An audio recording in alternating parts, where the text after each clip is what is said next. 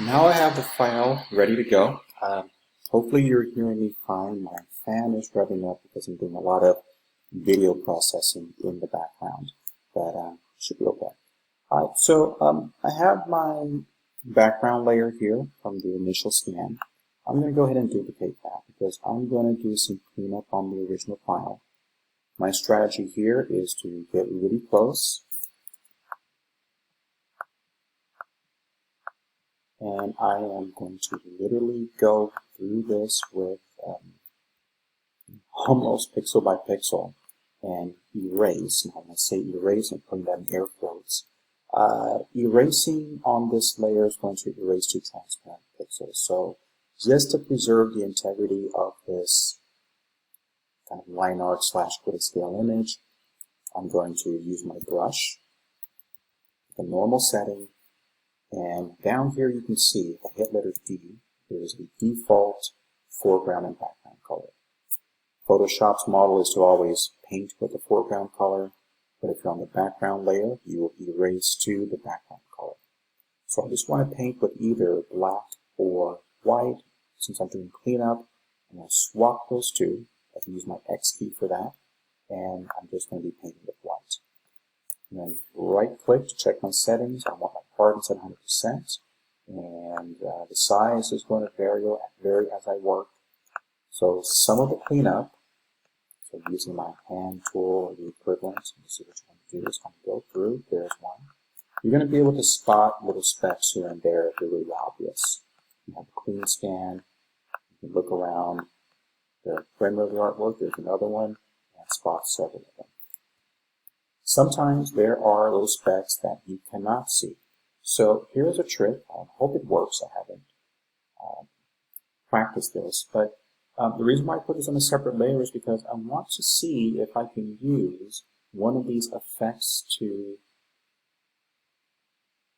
wrong one. One of these effects, these layer effects, to reveal where there might be some unwanted pixels. So let's see if I can get this to work. Go here.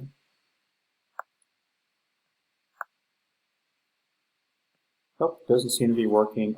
So the idea was to have a stroke applied to the pixels on this layer. And if the stroke effect detects a little cluster of pixels that need to be erased, you're going to see that kind of a halo around that stroke. Am I using the right one? Let's see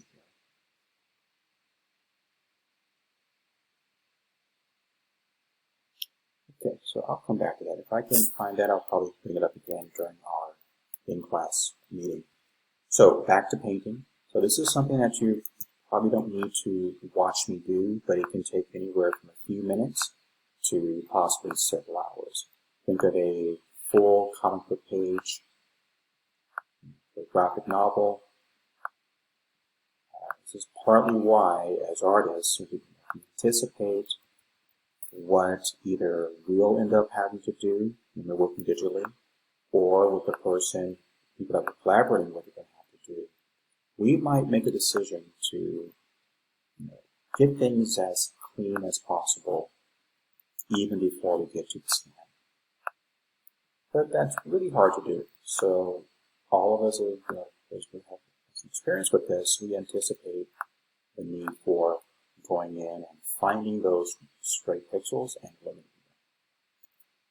Before I move on to the next video, I want to demonstrate another useful technique. Because sometimes this gets very tedious, so whether you're using a stylus or using the mouse, I'm actually using the trackpad on my laptop to paint out those little specks. Sometimes you may want to do some cleanup along a curve or along a straight edge.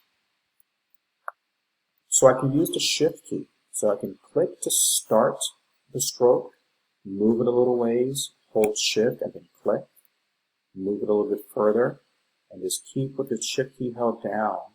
I can continue to kind of approximate that curve and smooth it out as I go, rather than trying to control the brush and kind of sweep over it. You can try either way. Sometimes it's just a little easier to use that. I like to call it the hop. You can click there, shift, and you can make it hop in a straight line. So as part of the overall aesthetic for this piece, maybe there's going to be a combination of really hard-edged lines for the kind of blocky shadow shapes, and then allowing some of the soft edges to remain textured.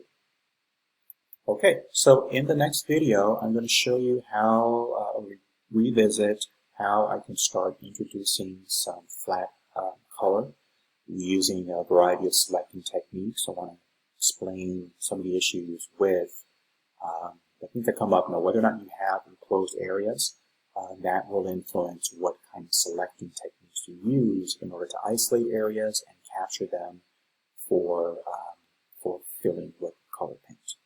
Okay, so I'll see you in the next video.